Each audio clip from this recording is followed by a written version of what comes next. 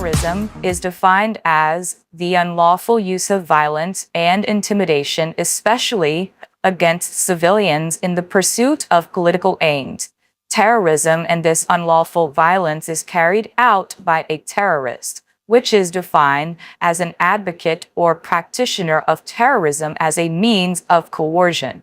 And coercion is defined as the act, process, or power of coercing and moreover an individual who uses violence or the threat of violence to achieve by force or threat, or to restrain or dominate by force, or to compel to force an individual to act.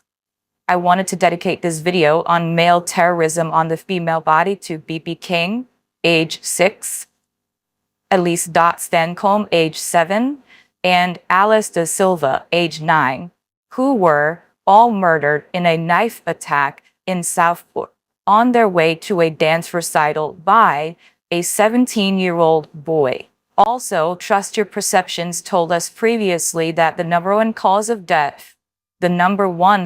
death for females ages 15 to 59 worldwide is males. More specifically, women ages 15 to 59 die in this world primarily as a result of being fucked by males.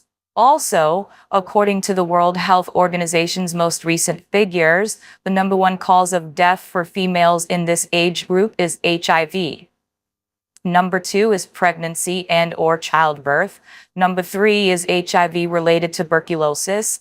Number 4 is suicide or being burned. Number 5 is cervical cancer from HPV. Number 6 is males murdering females outright. The last figure does not include number of women killed in men's wars. Also, 5 of the top 6 ways women die in this world are from men.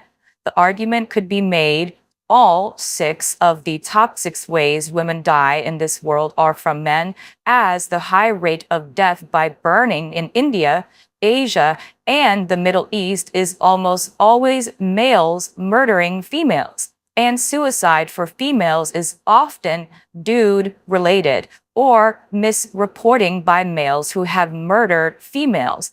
In any case, indisputably, the top non-age-related cause or causes of death, and taken together, the main cause of death for females in this world is men. So the BBC article reads, community in mourning after 3 girls killed in knife attack.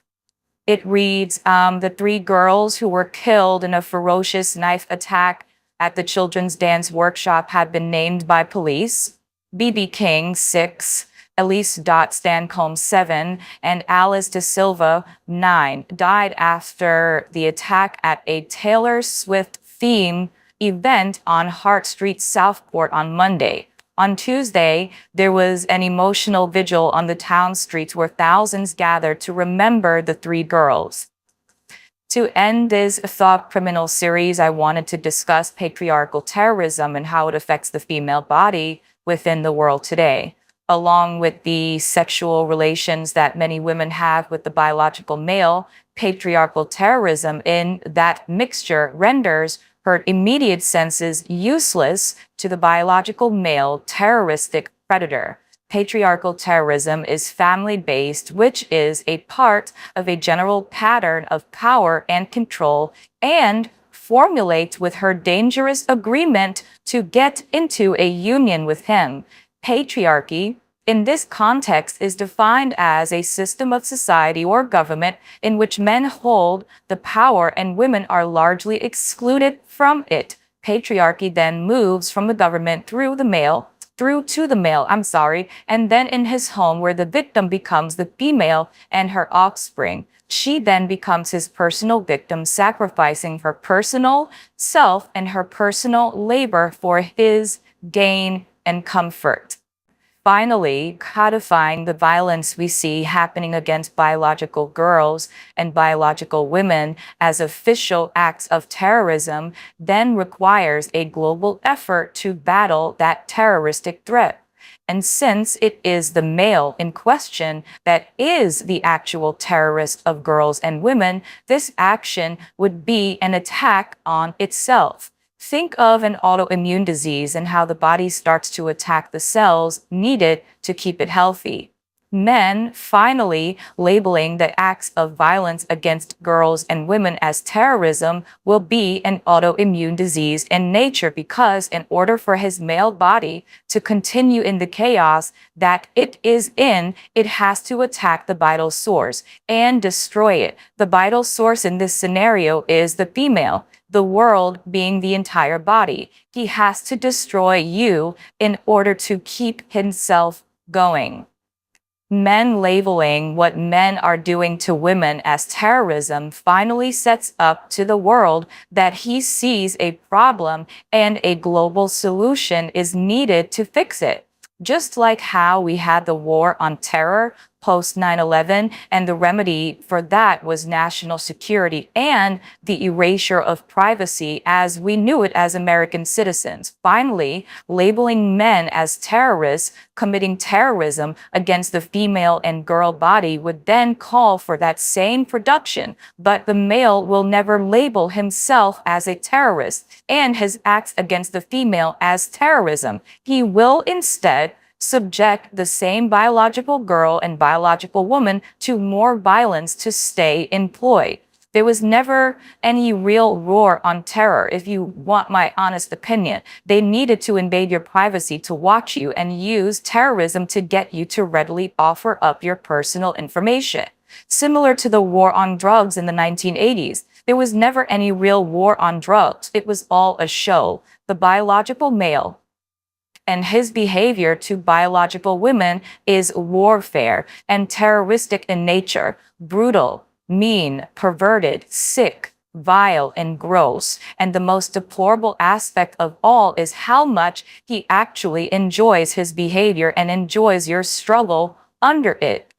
As a biological woman, you are a victim of terrorism in various forms, and the brunt of which starts with the mental gaslighting that you see the biological male and his predecessors participate in.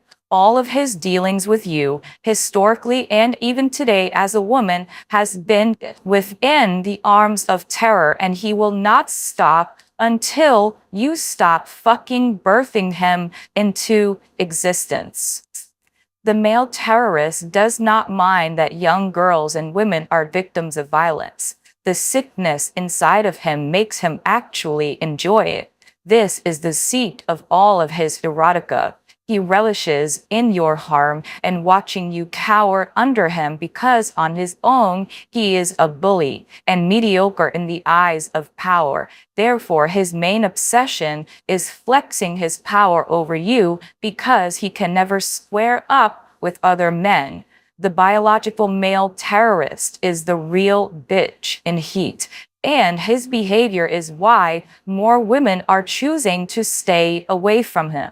And this is terrorism. This is what you are seeing every single day on the news when you turn on the television and you hear story after story after story of biological men killing women, killing girls, harming girls, raping girls, stalking girls, terrorizing girls. This is terrorism. And you need to get that into your head so that you can verbalize what is happening and not be gaslit into believing something is different. Because one thing that the biological male will do is lie to you. He will lie to you and he will tell you that nothing is happening. Don't worry, nothing is going on. And meanwhile, there's a knife 6 inches deep already in your back, right? So what is happening to women and girls is terrorism. And the reason why this establishment won't label it as terrorism is because that would mean the male would finally have to address his atrocious behavior and call other men to accountability. But he will never do that. He will blame you for birthing him, resent you for giving him life, and then proceed to blame you for even trying. We see this all the time with the male. With all terror, the goal is to have the victim adopt a mindset that suggests that there is nothing one can do about the threat, that the threat is too large to grasp and take over. And this mindfuck that he is doing to you, you are also sleeping with him and therefore becoming more hopeless. And in that hopelessness, you continue to birth him into existence and bring more babies to this terror for him to destroy. The terrorist looks to kill your outlook on the life that you are living while perpetuating that there is a life after this one. You believe that, and off you go down the road with the idiot in the street. He and his terrorism wants for your mind to be as polluted as he is. They want for you to normalize their beast-like behavior until your final erasure as female. What is radical will intercept their plan. The goal, though, on his end is for you to normalize this abuse in your head so that you can sit in a seat where you say, well, maybe I deserve it, because that's what he wants for you to believe. He wants for you to believe that for whatever reason, you deserve the treatment that you're getting as woman. That's where the jealousy comes from. That's where the hate comes from. Never in your life think that these men want what's good for you. A lot of them don't even like you. A lot of them hate you just because you are a woman and he's not. And just to close out this this patriarchal terrorism video, I'm going to read you an article which we see all the time in this new age of what is a woman. The rhetoric that women who oppose what men are saying should be attacked. We should be harmed. We should be hurt. This is male pattern behavior. This is male thinking that says, if you disagree with me, you woman who's beneath me, I have every right to harm you because you are supposed to do what I say. You are supposed to think how I want you to think. And if you resist that, then you are a bigot, you are a transphobe, you are a TERF, and we have to destroy you. So this article is a really wonderful article because it talks about terrorism and it talks about how harmful it is from men to have this rhetoric of, if you do not agree with me, if you do not do what I say, I therefore then have to harm you. When you do see things like this, when you see male pattern behavior, you have to call it out as what it is. It is terrorism. Want to be the victim. They want to be the center of attention. They want to be the bride. Their hate of you, their terrorism of you is because of jealousy. They want to be you. They envy you. They dislike you. And all you do is entertain them instead of cutting them off and separating from them indefinitely and starving them the fuck out.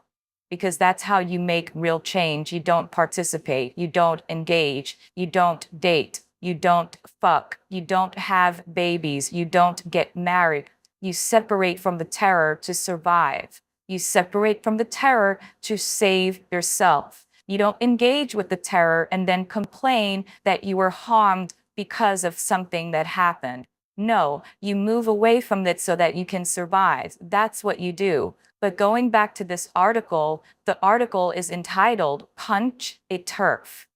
Rhetoric encourages violence against women. And this is the biological male. So when we say that, okay, so if you want to call us a TERF, that's fine. But then what is the biological male response to women saying, we want our spaces for ourselves? That's all women are saying. Women are not saying that, the trans-identified male should be harmed or the trans-identified male should be cast aside. No one is saying that. The biological female in this scenario, she's saying, well, we would like our spaces for ourselves. And how does the biological male respond? He responds with terrorism. And I just want to read you some of his tweets, okay? And this is from the trans-identified male. And this is not from turfisaslur.com. This is just from regular Twitter. This is regular Twitter. And this is what the biological male who identifies as a trans-identified male is saying on the internet, okay? Because I'm not going to call them women. They're trans-identified men, and that's what I'm going to call them. And this is what they write in response to women saying, we would like our spaces. We would like to have that privacy. Is that okay for us to have privacy? Can we have something for ourselves? We don't really have much. We don't rule the planet. We're not in patriarchy. Can we at least have little small groups for ourselves? This is the biological male response. And you know that it's a biological male because this is how they all respond in regards to the woman. Terrorism, violence, anger, rage, right? And this is what it says. Imagine if 20 people had punched turfs. Imagine if every turf left bruised and bloody. Everyone would stop organizing. Can I read that again? Imagine if 20 people had punched turfs. Imagine if every turf had left bruised and bloodied. Everyone would stop organizing. The biological male does not like for women to organize without him being in the center. Can I say that again? The biological male does not like when women organize without him being in the center as an overseer watching what the girls are doing. He wants to be in the center because he thinks he's a fucking peacock. Okay? This is another tweet. I heard a turf got punched. So it's my duty as commander of Armchair Violence Enthusiast Twitter to say, good job, nice work, keep it up. Personally, another tweet, I don't care if a turf is 92 and gets beat up. Punch turfs. Transphobes suck. Thanks for reading.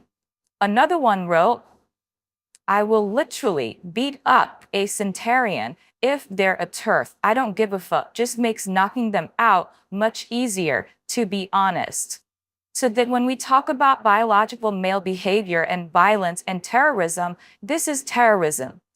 And I want you to associate the word turf with terrorism and thinking that they are calling women who want their own spaces these names and these are slurs. But they're doing this so that they can normalize violence happening against you. This is why we don't want them in our spaces. This is why a lot of women don't want to have anything to do with them. We want for the majority of these men to stay with their mothers and leave the majority of women alone. Stay with your mom. Your mother is the only one who would love you right now in the world. So stay with her and hopefully you two can ride off together in the sunset. But for the rest of us women, it's okay for you not to be around us for right now.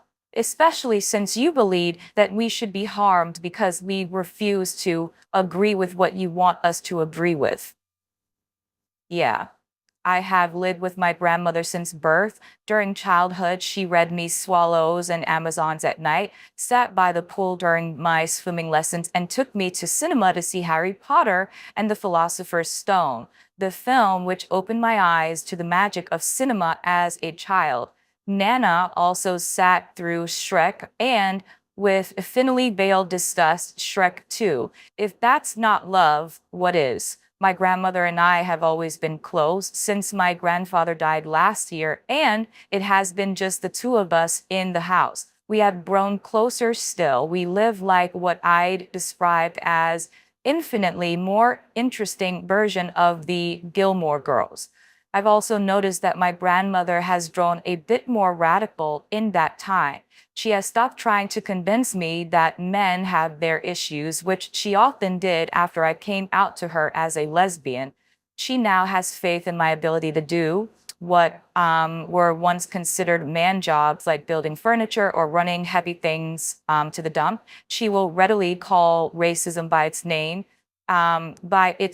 Is and receptive to having racism pointed out. She has identified an abusive relationship and asked me for the relevant details about shelters to pass on and how to best support the woman in question as she left the relationship. I'm very proud of her for that. She's talking about her wonderful grandmother. My grandmother is also pro-life. She does not believe that abortion is legitimate or morally acceptable. She is a committed Catholic and gets letters from SPUC every so often.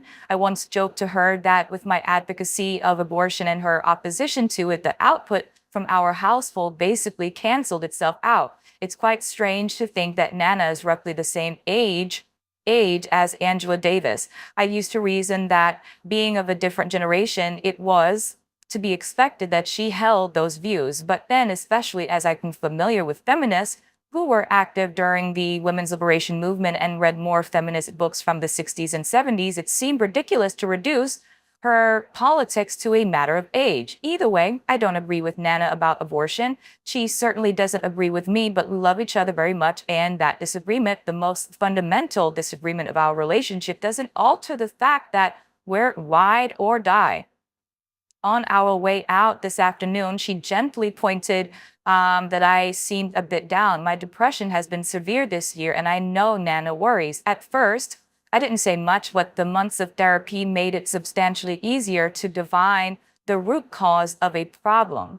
I told her that a 60-year-old woman was beaten yesterday in London and that Maria McLennan was punched and choked for going to a talk about Gender Recognition Act, or the Gender Recognition Act, I'm sorry. I explained that the original venue, New Cross Learning, had backed out after being harassed into canceling. The intensity of the protest had the library worried about safety of staff, volunteers, and those assessing the community space.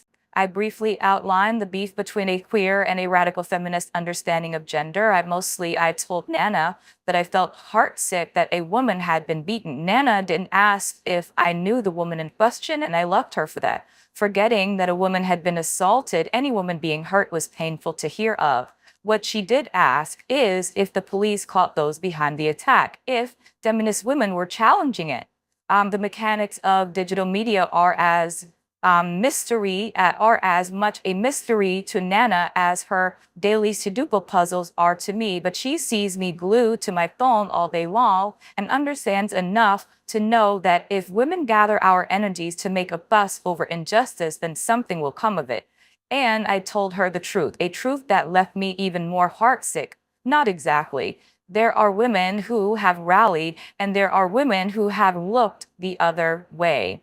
And my Nana said, what dozens and dozens of seasoned feminists lack the courage to say, that the attackers were brutes. She asked what sort of horrible, small-minded person would deliberately hurt a woman in her 60s. For a split second, I wondered what the response to describing those behind the attack as horrible or as brutes would be on Twitter. TERF, obviously, that's trans, exclusionary, radical feminists for the uninitiated, maybe Nazi. More and more, I've noticed radical feminists who are lesbians described as Nazis without the slightest recognition that lesbian women were persecuted, round up as asocials for their refusal to produce blonde-haired, blue-eyed babies, and killed by the Nazi regime. And then I knew, as is so often the case, that my grandmother was right. They are horrible. They are brutes. The footage is difficult to watch. A group of women gathered at the Speaker's Corner in Hyde Park,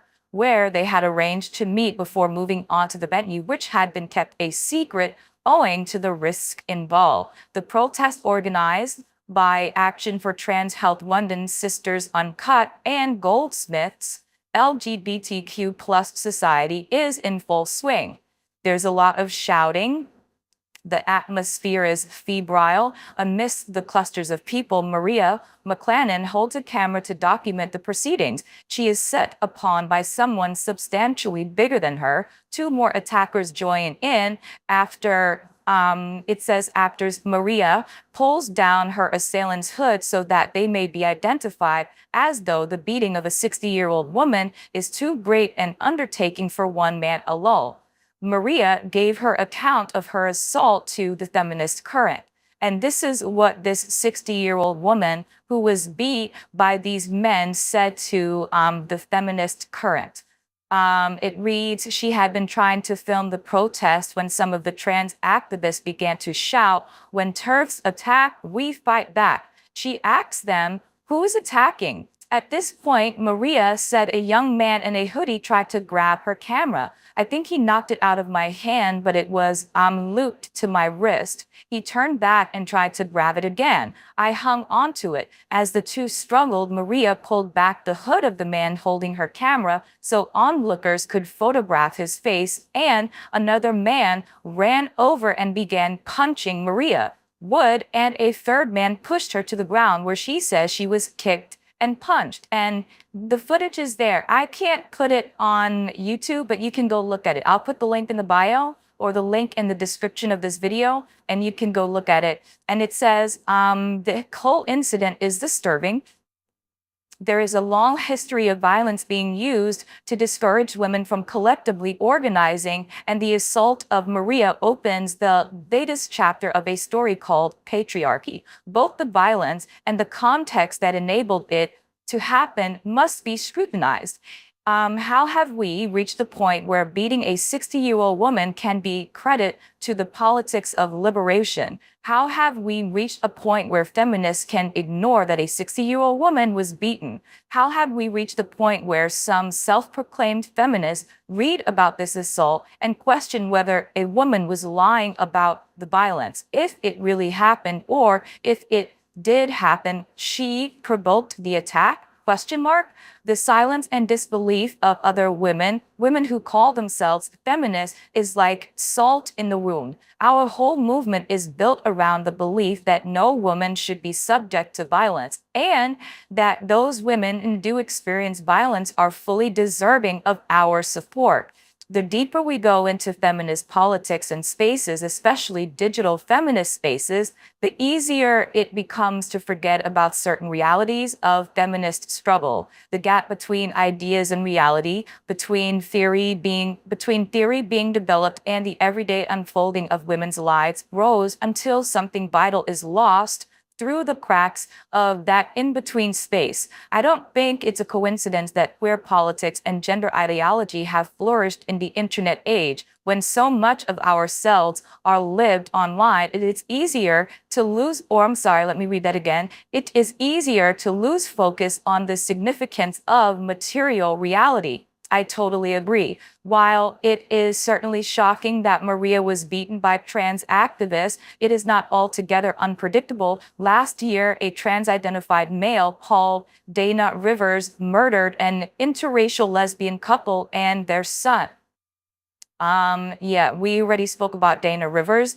But she put last year, a trans woman called Dana Rivers murdered an interracial lesbian couple and their son. Not long before committing the triple homicide, Rivers protested that the Michigan Women's Music Festival on the ground that it was trans exclusionary. For the last few years, a steady flow of violent rhetoric has been leveled against women, in particular lesbians, much of it from self-identified feminists. Kill all TERFs. Punch all TERFs, knife a TERF, burn a TERF. Rivers shot and stabbed the Wright family before setting fire to their house. Violence that is mirrored by the language directed towards the women denounced as TERFs. The violence trans activists and allies enacted when Vancouver Women's Library launched was similar, normalized by misogynistic, abusive language. Given that punch a TERF has become something of a rallying cry for those invested in upholding gender ideology,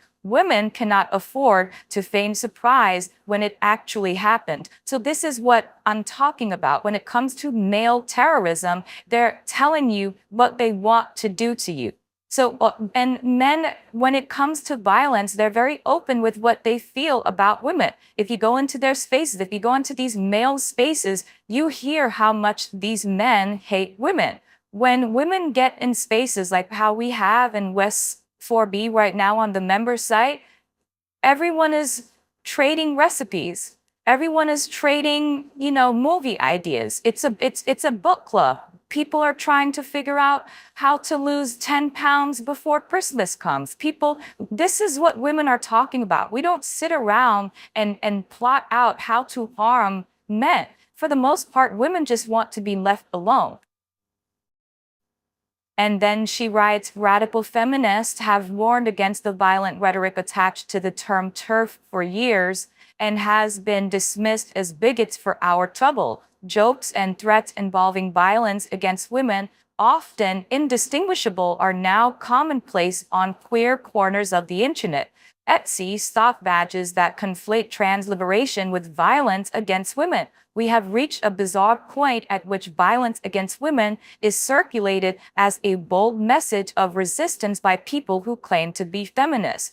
Painful disagreements and challenging ideas need not result in abuse. I can't imagine a single woman campaigning for abortion rights and access to reproductive health care beating up my grandmother for her opposing views, nor could I imagine any of the campaigners who had got in touch with my grandmother beating pro-choice women, even if they do think we're heading for an afterlife of eternal damnation. The conversation that I've had with Nana about abortion had been hard for both of us. Realistically, we're never going to agree, but that doesn't mean that those conversations have to be destructive. There must be a way to talk about the tensions between gender ideology and sexual politics without abusive language or acts of violence. The subject is fraught, uncomfortable, and certainly not abstract for anyone involved with gender discourse, which is all the more reason to bring empathy to the table. Dehumanizing women to the point where we are considered legitimate targets of violence only uphold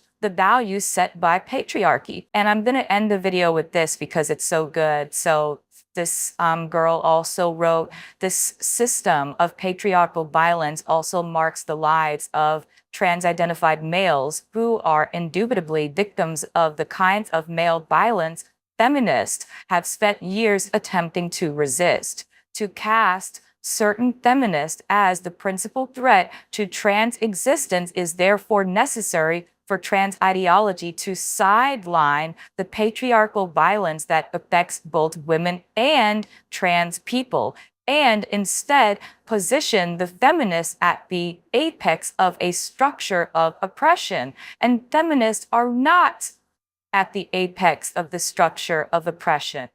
By resisting gender ideology, that is our right as human beings to resist that ideology, to kind of say that we are the reason why you are going through violence and not the fucking patriarchy that's been shitting us all for the past however many years is total bullshit. It's total gaslighting. But I can talk about male terrorism all day, but get into the comments section.